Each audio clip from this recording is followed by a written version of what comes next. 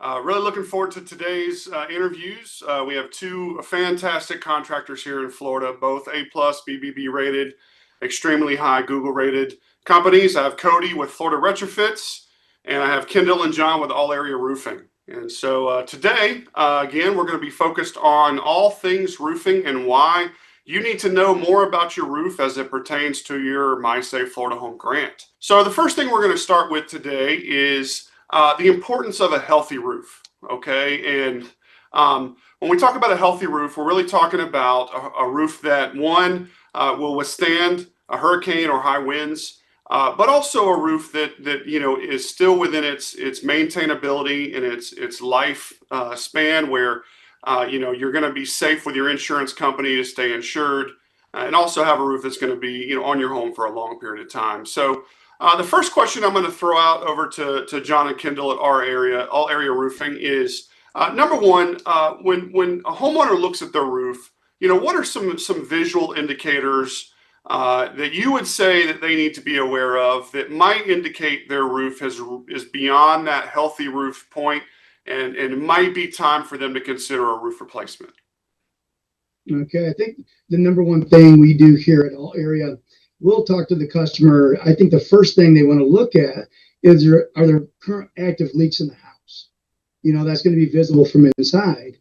And then when you go outside, looking maybe at the fascia, see if the fascia, the wood on the outside of the house, is rotted.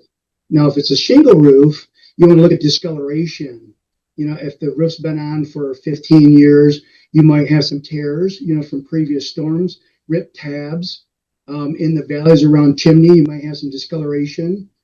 And just that's to me for that. And then when you want to go to metal, whether it be a standing seam, hidden fasteners, or where the fasteners are showing on a 5V, you might have some rust, some screws that are pulling up, and then standing seam at the ends by the gable and that where they're separating. Got it. So basically I heard, things that are separated, potentially rusts, shingles that are torn or missing, rotten wood, potentially leakage inside the home, are some of the big visual indicators that a homeowner can identify that it might be time to consider a roof replacement. Does that sound right? It's correct. Okay, awesome. And so basically, when someone's looking at potentially considering a roof replacement, what advice would you guys give a homeowner when they're comparing sort of the $10,000 grant with MySafe Florida Home to potentially a replacement cost that might be higher than that? What advice would you give them on, making that decision or working with a roofing contractor to maybe consider financing or other options to be able to do that full roof replacement? No, sure. One of the big thing is just kind of give them a good, better, best scenario, whether it be a shingle all the way to a metal or even tile. And I think it's really about the system and what's under that material. As a second layer of the wind, the water barrier, the underlayment. And I think some things like that are very important to them, to show them the benefit to them, and really talk about the warranty also. We sell warranty. I just don't want to say, hey, here's a number for a shingle roof at say $10,000. When if you want a warranty, which will cover a lot of things after a storm, named storm, hurricanes, and that we, being a master elite with GAF, we can cover. And so we know we have some homeowners in the state who maybe their roof isn't near the 15-year mark. Maybe their roof is, 8 years or less, and maybe it's still really good shape, but maybe when they had that roof put on, it was lacking some of the strengthening and hardening systems to help it make it more resilient in a hurricane. So Cody, this question's for you. What do you guys see with homes that are missing these things, and what are the real values added to the homeowner to invest in these home hardening components? Yeah, so adding hurricane straps to a house is one of the largest discounts on the wind mitigation. Now, the majority of houses in Florida already have some sort of fastener. The wind mitigation states on there, it's got to be within a certain distance of the truss. You got to have a certain amount of nails. And it also states, is it severely corroded? So that fastener that you have in the attic is there any severe corrosion? A lot of times we go out there and people think, oh, we just need an additional nail added to the existing fastener. Well, any piece of metal that you put outside in the state of Florida for more than a year is going to be corroded in most instances. So the majority of the time, I would say about 90% of the houses that we do, we have to add fasteners to every truss. So we'll go out and we'll evaluate it. If we're going to add hurricane straps at the same time that the roof's getting replaced, the only fastener that's approved is a hurricane clip. So the discount on the insurance goes from toenails to clips, then clips to single wraps to double wraps. And a single wrap can typically only be installed from the soffit. It can't be installed from the roof deck. Hey, Cody, you addressed some things I think that are very important aspects for our homeowners to know when you were talking about installation methods and identification methods of roof upgrades. Can you highlight maybe 2 or 3 questions that a homeowner should ask their contractor to ensure that contractor has the right expertise to perform a roof upgrade? Sure. So first of all, I think it's really important that you have a contractor that's familiar with wind mitigation and wind mitigation credits.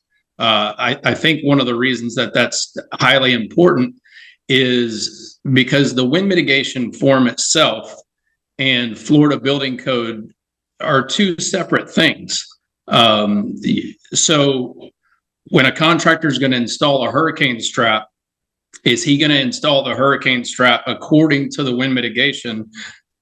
Meaning, is it going to be clip credit whenever they get finished, or is it going to be single wrap credit whenever they get finished? And I think that's one of the biggest things that we face on our end, because the majority of contractors, if they're building a house, or if their construction knowledge isn't on the insurance side of things, then they may not necessarily give you the discount that you're looking for with the insurance company. So this question is for you, John. What are some things that a homeowner should visually be looking for on their roof that potentially could be signs that their roof is getting to that point where it might need to be replaced? Can you just highlight some of those visual indicators that would be good for them to take a look at? Sure. I think the biggest thing would be, are there any active leaks inside the house? And then if there isn't, then what you want to do is go out around the perimeter of the house, looking at the fascia. Is there rot on the fascia? Are there separation of shingle tabs? If it's a metal roof, depending on if it's a 1-inch standing seam or a 5V, the fasteners, are they coming apart? And then discoloration in the metal around maybe a chimney or any penetration.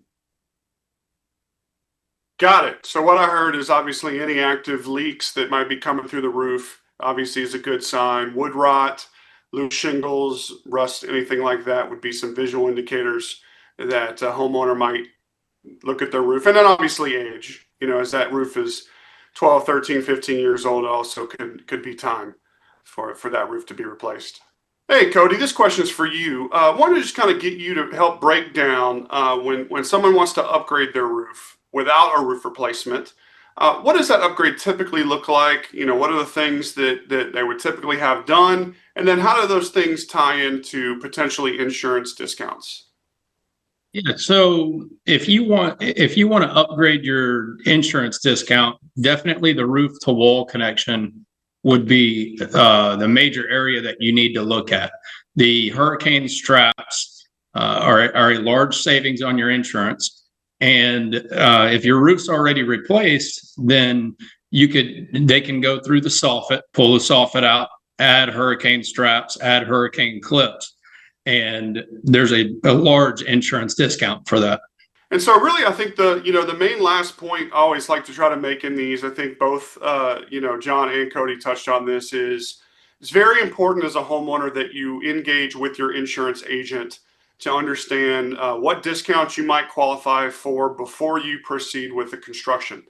Because you might think you're going to get insurance discount credit and you're not. So it's very important that you have that meeting with your agent first and ensure you 100% understand your insurance discounts before you choose.